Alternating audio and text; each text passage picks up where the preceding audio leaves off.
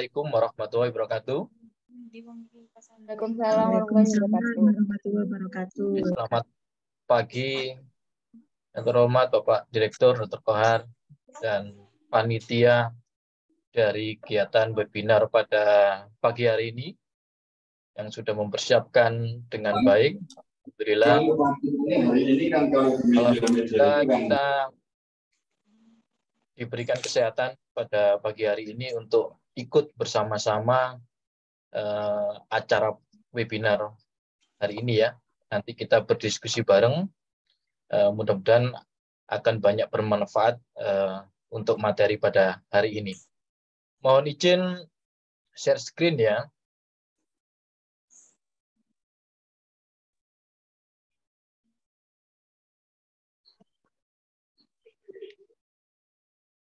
Sudah tampak ya? Sudah, dokter. Sudah, baik, terima kasih.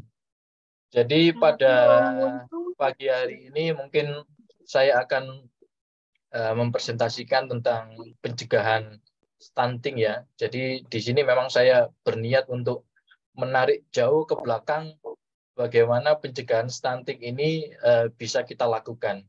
Jadi tidak hanya dalam kandungan, tetapi saya tarik ke belakang sejak usia reproduksi ya, kesehatan reproduksi dan untuk persiapan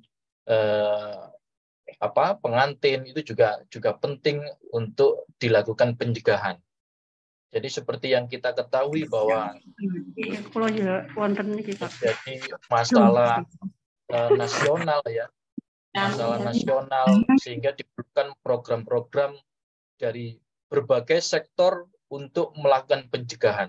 Jadi kita tidak bisa bermain sendiri untuk melakukan pencegahan ini, tetapi banyak dari sektor-sektor lain ya, multisektorial yang dibutuhkan untuk bersama-sama melakukan pencegahan terhadap stunting.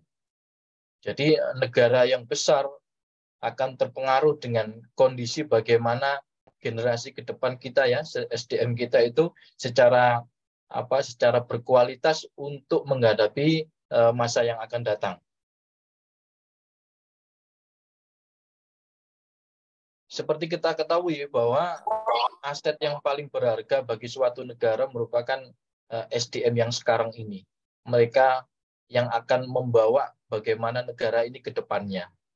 Sehingga kita memerlukan SDM yang berkualitas untuk membawa negara ini ke arah negara yang merdeka, ke arah negara yang maju ya, bagaimana membuat masyarakatnya ini menjadi generasi-generasi yang baik. Sehingga diperlukan bagaimana bayi-bayi yang dilahirkan dari ibu-ibu pada masa sekarang ini sebagai bayi-bayi yang berkualitas. Ternyata stunting ini akan jadi jika bayi akan menjadi generasi yang akan datang. Oleh karena itu diharapkan kita harus menekan bagaimana stunting ini jangan ada lagi di negara Indonesia ya. Jadi kita tekan sebagaimana serendah mungkin untuk menjaga generasi-generasi ke depan sebagai pemimpin bagi negara kita. Ternyata peran keluarga itu sangat penting juga untuk dioptimalkan. Bagaimana ibu hamil mempersiapkan kehamilannya dengan baik, bagaimana ibu hamil nanti mempersiapkan kelahirannya, gizinya seperti apa, ANC dengan teratur, dan hal-hal yang seperti itu yang memang harus dibutuhkan. Bagaimana ibu dalam 2 tahun pertama kehidupan bayinya, bagaimana dia memberikan asupan nutrisinya, ya itu sangat berpengaruh. Ya, dalam arti lain bahwa sering bahwa program-program itu dititikberatkan sebagai golden period, terutama 1000 hari pertama kehidupan. Yaitu yang sangat berpengaruh sehingga intervensi-intervensi spesifik mungkin dibutuhkan pada saat ini. Ya, jadi harapan bangsa itu memang harus kita mulai dari sekarang ini. Bagaimana kondisi stunting di Indonesia? Ternyata kondisi stunting di Indonesia memang masih sangat tinggi prevalensinya. Ya, kalau dari Riskes dalam kondisi terakhir ini dikatakan bahwa hampir 25%, hampir 27,5%. Jadi hampir 1 dari 3 anak di Indonesia itu menderita stunting. Dengan kondisi seperti ini, apa yang mau diharapkan ke depannya? Ya, apa yang bisa kita harapkan dengan anak-anak yang stunting untuk membawa bangsa ini ke depannya? Oleh karena itu, berbagai macam program nasional, ya, berbagai macam intervensi-intervensi yang kita galakkan itu semuanya harus dilakukan. Yang seperti saya bilang tadi bahwa multifaktorial dimension, ya. Jadi semua harus bersama-sama, mulai dari ibu hamil, pemerintah, sektor yang lain, ya, itu semuanya harus benar-benar bahu membahu untuk menanggulangi ini. Ya, jadi masih tinggi. Di WHO dikatakan bahwa tidak boleh melebihi dari 20%. Oleh karena itu, angka yang ada sekarang ini di Indonesia masih sangat ada, mungkin akan menjadi lebih baik ke depannya. Ini mapping, ya, mapping dari prevalensi stunting di Indonesia. Kita lihat bahwa hampir semua wilayah Indonesia itu angka prevalensi stuntingnya tinggi. Tidak hanya di Indonesia Timur yang mungkin dalam logika kita tentang gizi yang kurang baik, tetapi bahkan di Pulau Jawa sendiri, ya, Jawa Timur, Jawa Tengah, Jawa Barat, prevalensinya hampir 30-40%. Ya, jadi tidak hanya sebagai angka permasalahan lokal, jadi ini sudah sebagai permasalahan di wilayah nasional. Jadi memang harus butuh dari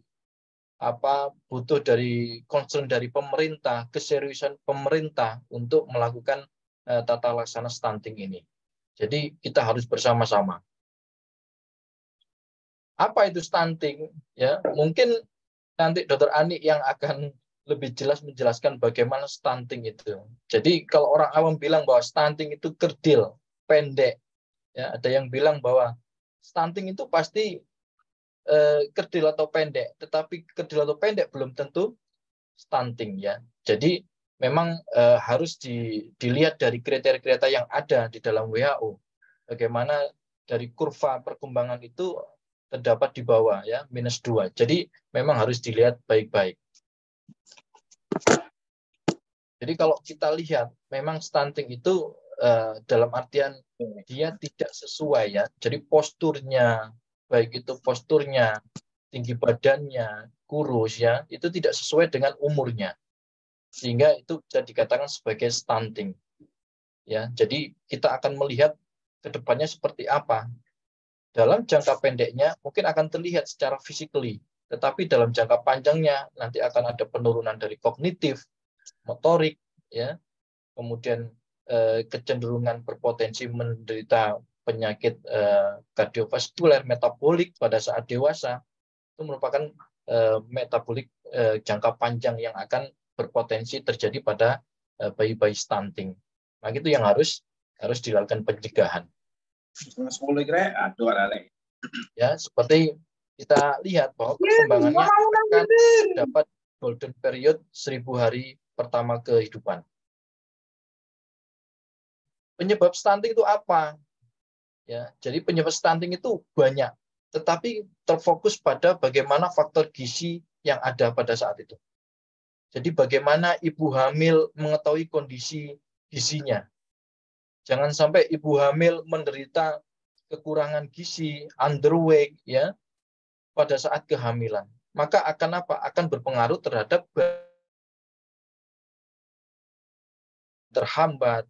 Bagaimana kelahiran prematur itu juga akan berpengaruh terhadap perkembangan bayi ke depannya, ya. Bayi badan lahir pendek, ya, kemudian tidak melakukan ANC dengan teratur, itu akan mempengaruhi dari bayi yang akan dikandungnya. Nanti dia akan melahirkan bayi-bayi yang berisiko berpotensi untuk terjadinya stunting.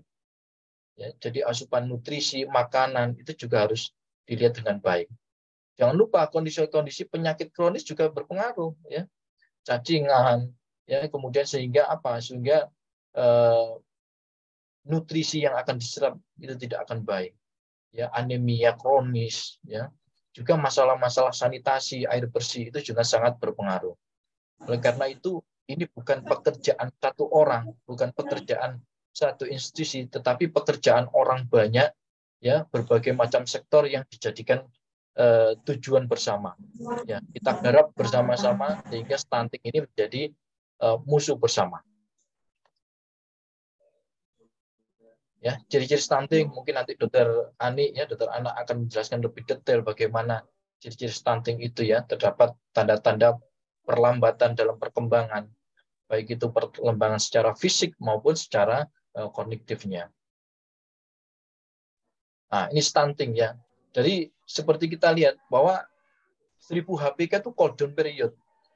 Ya, mulai dari 270 hari ada di dalam kandungan sampai 2 tahun, sampai 720 ya, 730 hari setelah melahirkan. Itu merupakan golden period yang memang harus dilakukan intervensi-intervensi jika memang terdapat potensi untuk terjadinya stunting. Baik itu asupan gizi, program ANC, ya, kemudian suplementasi, ya, itu semuanya harus dilakukan. Ya, sehingga apa? Sehingga kita masih memperoleh hasil yang baik di golden period tersebut. Jadi permasalahan masih banyak di Indonesia ini ya, mulai dari ibu hamil dengan angka anemia, banyak sekali ibu hamil dengan kondisi anemia. Ya, kondisi anemia tersendiri itu juga akan mempengaruhi nutrisi, ya, mempengaruhi oksigenasi ke bayinya, sehingga kemungkinan untuk terjadinya pertumbuhan janin terhambat, ya, kemungkinan komplikasi untuk kehamilan sendiri, preeklamsia berat dan lain-lain itu juga akan sangat berpengaruh. Oleh karena itu, program ANC yang sudah selama ini dilakukan di puskesmas ataupun di fasilitas-fasilitas kesehatan itu sudah harus dengan fokus yang tertentu yang bagus sehingga diteruskan dengan baik ya, pemberian tablet tambah darah, pemberian asam folat, iodin itu semuanya harus dilakukan ya, harus dilakukan untuk pencegahan ini.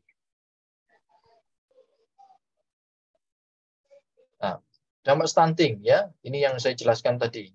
Jadi volume otak dari anak-anak yang terkena stunting itu memang volumenya tidak sesuai dengan volume anak-anak yang normal, sehingga dia berpotensi adanya gagal tumbuh, gangguan perkembangan motorik ya, dan kedepannya memang akan berpotensi jadi gangguan metabolik. Panjangnya akan mempengaruhi negara, dampak ekonominya. Apa yang diharapkan dengan produktivitas masyarakat yang terkena stunting, maka produktivitasnya akan menurun jauh. Tidak akan menjadi bangsa yang besar karena tingkat produksinya, tingkat produktivitas akan menurun. Nah, ini yang saya bilang tadi. Saya akan agak menarik ke belakang bagaimana caranya program-program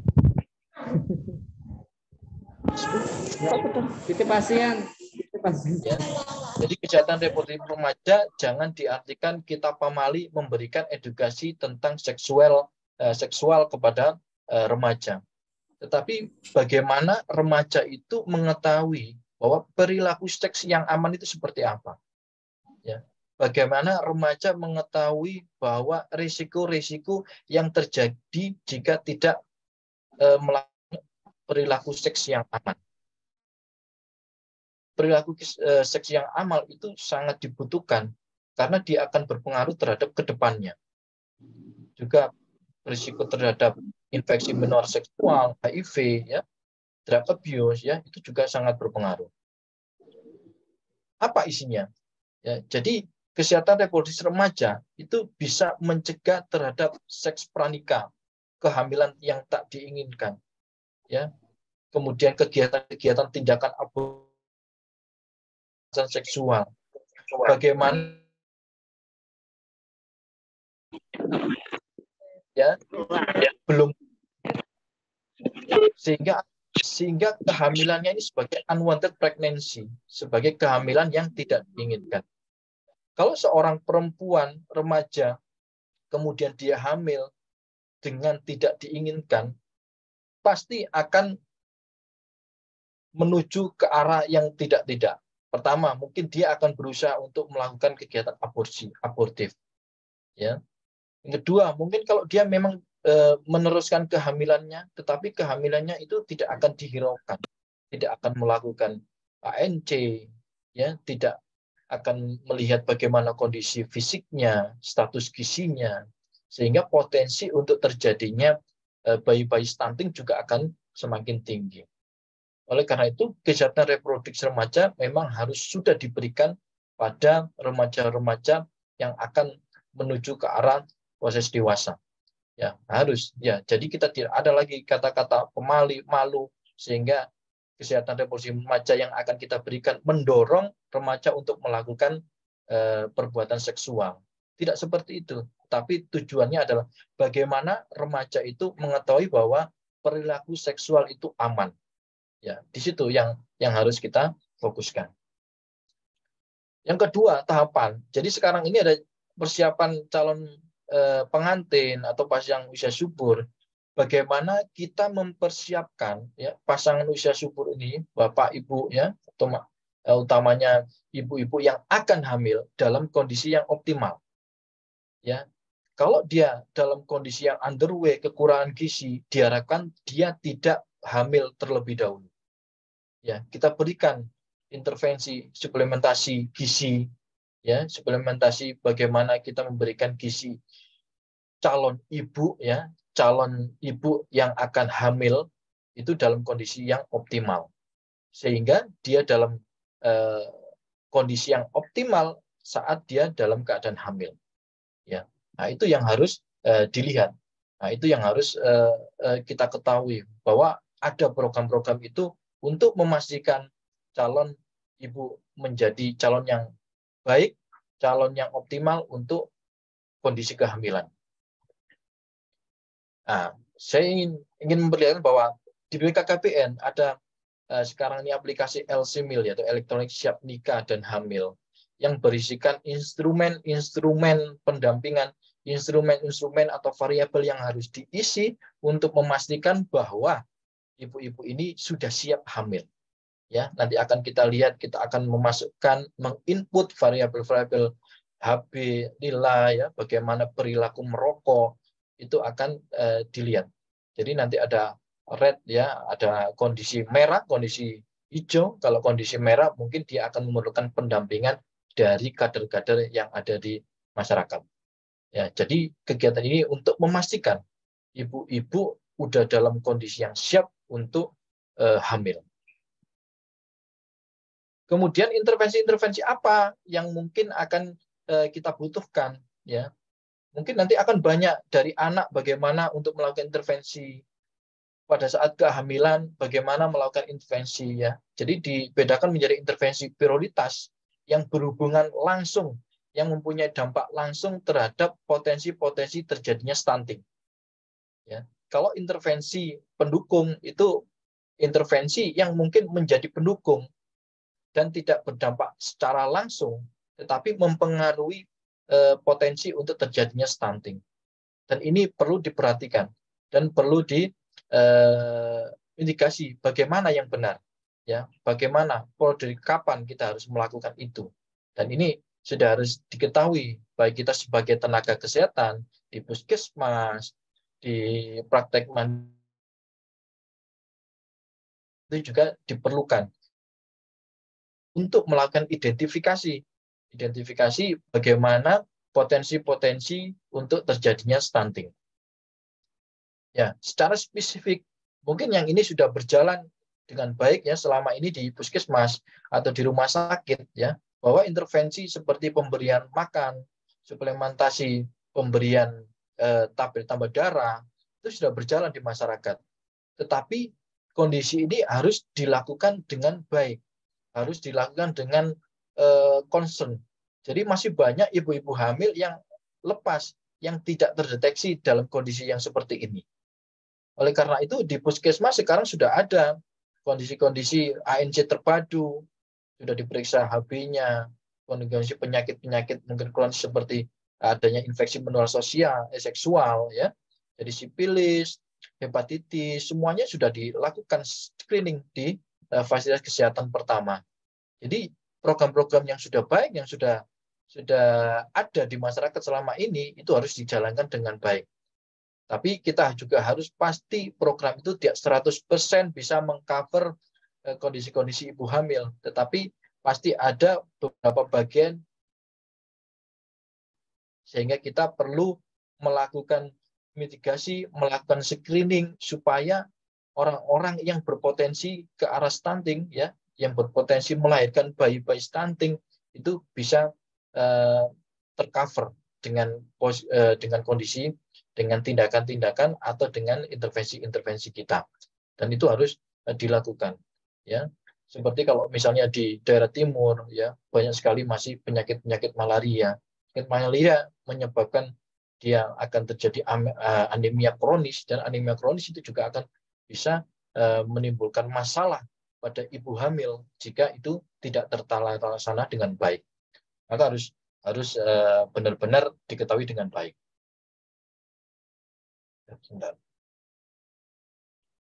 Nah, ini Bu Menyusui, mungkin nanti Dokter Ani yang akan membahas, ya, bagaimana kita menggalakkan ASI eksklusif, ya, selama 6 bulan itu eksklusif. Kemudian tentang MTBS itu sangat berpengaruh terhadap kondisi-kondisi terjadinya stunting, ya. Ya, seperti saya bilang tadi yang di awal, ya, bahwa 1000 HPK ini penting. Dia sebagai golden period, ya, sebagai masa-masa bahwa intervensi kita itu diharapkan mampu melakukan tata laksana, ya. Jadi periode ini jika terjadi suatu kekurangan gizi, misalnya pada ibu hamil, ya, dia terkena kekurangan gizi, underweight, maka itu bisa dilakukan intervensi pada saat itu. Kalau dilakukan intervensi, maka tinggal ditunggu saja outcome yang ada, outcome yang akan dihasilkan akan berpotensi terjadi suatu stunting. Oleh karena itu, kita harus memastikan, ya, ibu hamil dalam kondisi yang optimal, gizinya optimal, ya, bisa kita lihat dari berat badannya, mungkin nanti bisa kita lihat dari anemia atau tidak, ya, itu semuanya harus dilihat, ya. Kalau dalam kondisi golden period ini semuanya terjadi dengan kondisi yang baik, dengan lebih dari cukup, maka diharapkan tidak terjadi suatu stunting. Ya, ini kita lihat, ya, dari 207 itu sangat penting, sehingga kondisi-kondisi malnutrisi harus dicegah saat. Ya, ini ke arah kiri, ya, itu ke arah nanti bagian dari dokter objin. Yang ke arah kanan itu nanti akan dilakukan intervensi untuk dokter anak. Jadi kita tidak bisa melakukan ini secara sendiri-sendiri, tetapi harus ada kerjasama, harus ada kondisi tata laksana yang berkesinambungan, sehingga outcome-nya atau tujuan yang kita inginkan bersama-sama tercapai, ya. Jadi tidak bisa terkotak-kotak seperti ini. Ini sama 10 hari tadi. Nah, bagaimana menangani stunting, ya? Jadi yang tadi itu intervensi gizi spesifik, ya. Apa yang harus dilakukan? Ya, kita sebagai tenaga kesehatan tidak bisa melakukan ini sendiri ternyata, karena kita sangat terpengaruh dengan kondisi-kondisi yang lain, ya. Sangat tergantung pada kondisi-kondisi di negara ini, ya. Bagaimana orang-orang mendapatkan asupan gizi, asupan makanan, bagaimana orang-orang mendapatkan akses untuk air bersih, bagaimana kita memastikan dia mempunyai sanitasi yang baik, ya. Itu berpengaruh. Jadi tidak bisa kita hanya melakukan treatment, tetapi proses pencegahan multisektornya tidak berjalan. Oleh karena itu kita membutuhkan program-program yang sesuai dengan tupoksinya, ya. Intervensi gizi spesifik maupun sensitif ini secara bersama-sama bisa dijalankan. Kalau tidak, ini tidak akan bisa. Karena apa? Karena akan kejadian potensi untuk terjadinya stunting, itu akan berlanjut. Sudah dilakukan treatment, akan berlanjut ke kasus-kasus yang lain. Ya, ini ibu hamil mungkin dengan pemberian makanan, tambahan untuk ibu-ibu yang kekurangan energi protein, ya, yang underweight, itu banyak, masih banyak. Ya, di daerah-daerah terkadang ada ibu hamil dengan berat badan yang hanya 35, 30. Wah, itu resiko untuk terjadinya bayi stunting akan semakin besar. Oleh karena itu, bagaimana tenaga kesehatan di daerah itu, ya, bidang koordinasi, dokter yang ada di situ, di puskesmas, di wilayah kerjanya, bisa mencari kantong-kantong ibu-ibu hamil seperti itu. Ya, kemudian dilakukan treatment, dilakukan intervensi untuk kondisi seperti itu. Ya, kemudian kita memberikan suplementasi besi, asam folat, iodium, ya, dan alhamdulillah mungkin selama ini sudah berjalan dengan baik di masyarakat.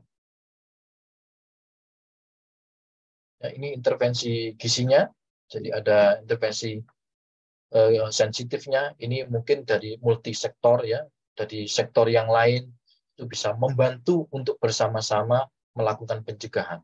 Ya, nanti bisa dibaca. Dan kondisi bagi ibu hamil, ya, ibu hamil, ya, dalam kondisi normal nutrisi, ya, jadi nutrisinya harus baik. Ya, kalau dia terjadi underweight, undernutrisi, kita lakukan intervensi. Ya, secara mudahnya nanti ada ini. Bagaimana penambahan ibu hamil berapa kilogram pada saat usia kehamilan berapa, itu bisa dilakukan. Ya. Jadi kalau kita melihat bahwa pada trimester pertama minimal, ya, trimester pertama adalah penambahan 0,5 kilogram setiap bulannya. Kemudian setiap trimester 2 dan 3 minimal ada penambahan, ya, 0,5 kilogram setiap minggunya. Jadi diharapkan kira-kira penambahan berat badan ibu hamil yang normal adalah sekitar 12 sampai 16 kilogram. Ya, itu yang harus dilihat. Secara kasarnya seperti itu. Jadi kita bisa memberikan sosialisasi kepada ibu hamil bahwa kalau kamu usia kehamilan segini, ya kira-kira penambahan berat badannya segini. Ya, itu mereka juga harus tahu sehingga kira-kira ternyata berat badan saya selama ini saya hamil 8 bulan ini penambahannya cuma minimal. Ya, sehingga perlu intervensi atau mungkin perlu penambahan nutrisi untuk menjaga bahwa penambahan berat badannya itu dalam kondisi yang baik. Ya, kemudian energi yang dibutuhkan, ya, selama kehamilan itu juga diperlukan. Semakin besar trimesternya, maka akan membutuhkan energi yang akan semakin besar. Ya, trimester pertama kira-kira 55 kilokalori per hari. Ya, nanti kalau udah trimester 3, maka akan berkali-kali lipat dibutuhkan energi untuk perkembangannya. Ya, ini rekomendasi untuk sebelum kehamilan. Ya, jadi kita harus memastikan ibu yang mau hamil dalam kondisi yang baik. Kalau dia undernutrisi, maka kita berikan intervensi penambahan nutrisi. Jangan sampai dia undernutrisi kemudian hamil, maka hal ini yang akan menyebabkan masalah di depannya. Ya, jadi harus hati-hati.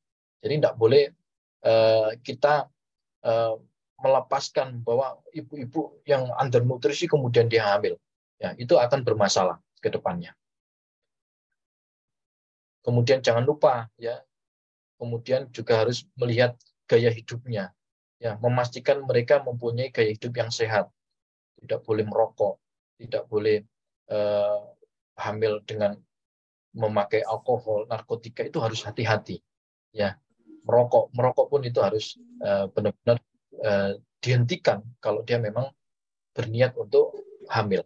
Ya, kemudian pencegahan dari genital anomali pada bayi-bayi, ya, suplementasi dengan asam folat, ya, itu juga sangat diperlukan. Jadi gizi ibu secara garis besar membutuhkan makronutrien dan mikronutrien. Mungkin makronutrien akan lebih mudah dilihat bahwa dia pokoknya makan dengan nasi, kemudian mungkin ikan ya dengan lauk pauk ya, itu juga sudah akan bisa melihat. Tetapi mikronutrien ya, terkadang kita tidak bisa melihat secara satu persatu bahwa mikronutrien itu sudah ada di makanan tersebut. Sehingga kita memerlukan suplementasi yang secara khusus untuk ibu hamil. Dan alhamdulillah mungkin sekarang obat-obatan yang ada ya, vitamin yang ada di pasaran sudah mencakup semua mikronutrien tersebut. Sehingga kita tinggal memastikan bahwa ibu-ibu hamil itu mengkonsumsi itu. Ya. Jadi kita lihat, jadi di puskesmas itu sudah harus ada datanya. Database berat badannya sekarang berapa, ya, kemudian kehamilan berapa, kemudian pemberian nutrisinya bagaimana. Itu semuanya harus terekap dengan baik. Ya, sehingga apa? Sehingga screening kita akan lebih baik. Ya. Screening yang akan kita lakukan akan lebih terfokus. Ya, ini rekomendasi makronutrien, mungkin nanti bisa dibaca sendiri bagaimana besarnya seperti apa, nanti itu akan sangat mempengaruhi. Ya, kemudian makronutrien lemak, ya, DHA. Ya, sekarang ini sudah berlomba-lomba bagaimana DHA itu mempengaruhi perkembangan otak. Ya, kalau kita memberikan DHA, nanti ke depannya mungkin, wah, anak kita kalau kita ke DHA mungkin akan menjadi lebih pintar, ya, lebih mudah untuk menyerap informasi, menyerap ilmu-ilmu. Nah, itu yang akan kita bisa sosialisasikan ke masyarakat, sehingga dia mempunyai interest, mempunyai keinginan, ketertarikan untuk melakukan itu. Ya, ini sebagai tenaga kesehatan memang kita diintikan melakukan konseling, sehingga informasi yang ada itu tersebar luas, sehingga mereka mengetahui ada informasi seperti ini. Ya, ini rekomendasi dari WHO, mungkin nanti kita bisa membaca sendiri bagaimana, tetapi pada intinya dosis-dosis ini biasanya sudah disesuaikan di vitamin-vitamin yang mungkin sudah ada di pasaran. Jadi kita tinggal memastikan bahwa mereka mendapatkan ini. Ya, kalau memang dia tidak mempunyai biaya, tidak mempunyai uang untuk mendapatkan ini, maka tugas dari tenaga kesehatan di wilayahnya itu untuk memastikan bahwa dia mendapatkan suplementasi ini. Ya, ini ya, jadi tablet besi, tablet asam folat itu memang harus diberikan mulai dari awal kehamilan. Ya, banyak yang diperlukan ya mikronutrien tersebut. Ya, kemudian kejadian-kejadian kelainan kongenital juga akan berpengaruh pada asam folat ya. Bagaimana pemberian asam folat untuk mencegah terjadinya defek pada saraf pusat. Dokter Rudi, waktunya ya, kurang 5 menit lagi. Oke, terima kasih Dr. Fadil ya. Ini mikronutrien, iodin ya, kalium. Jadi di dalam suplementasi sana ya. Dan ini yang mungkin akan saya lebih fokuskan, bahwa saya selama ini tidak mudah ya, tidak mudah untuk melihat bagaimana sih nutrisi orang-orang ibu hamil tersebut. Tetapi sekarang ini sudah ada, lebih mudah. Jadi di buku KIE tahun 2020 ya, saya titip bahwa setiap ibu hamil udah bisa terscreening di sini. Kalau kita mempunyai awareness, mempunyai keinginan untuk memberitahu kepada masyarakat, kepada ibu hamil, bahwa ini loh ada bukunya. Silakan monggo dilihat masing-masing ini. Semuanya ada, ya, variabel-variabelnya ada. Mungkin Bu Bidan atau dokter itu dilihat juga di sini. Dilihat kemudian diisi dengan baik. Sehingga kita tidak akan susah-susah dalam menilai status gizi pada ibu hamil tersebut. Ya, jadi buku KIA yang terbaru ini sudah sangat informatif, sudah sangat lengkap untuk dilakukan screening kalau kita melihat dari data-data pada buku ini. Coba dilihat. Jadi mulai dari tinggi badan, lila, ya, IMT, ya, BMI-nya bagaimana, ya, kemudian status imunisasi. Jadi kita bisa menilai bahwa oh ini ibunya kurus, ya, oh ternyata ibunya normal, oh ibunya obesitas. Jadi kita bisa menilai di sana. Jadi tidak perlu susah-susah dalam menilai ibu hamil itu dia undernutrition apa enggak kalau kita melakukan tugas kita dengan baik. Jadi kita tulis semua data yang ada ya untuk ibu hamil tersebut di buku KIA-nya. Jadi buku KIA ini juga sebagai kalau tentara itu mempunyai pistol, mempunyai senapan sebagai mungkin istri pertama ya. Tapi kalau ibu hamil tuh buku KIA ini sebagai suaminya mungkin ya. Jadi ini yang akan menjadi pegangan dia bagaimana informasi-informasi yang ada di dalam buku KIA ini sebagai datanya dia, sehingga tenaga kesehatan bisa lebih dapat menilai ya. Jadi ini kita lihat dari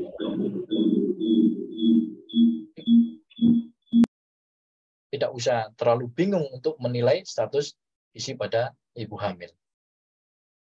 Ya, mungkin cukup segini, mungkin waktunya juga sudah mulai habis. Nanti kita mungkin bisa diskusi bareng. Kalau ada pertanyaan mungkin nanti kita sama-sama. Matur nuwun.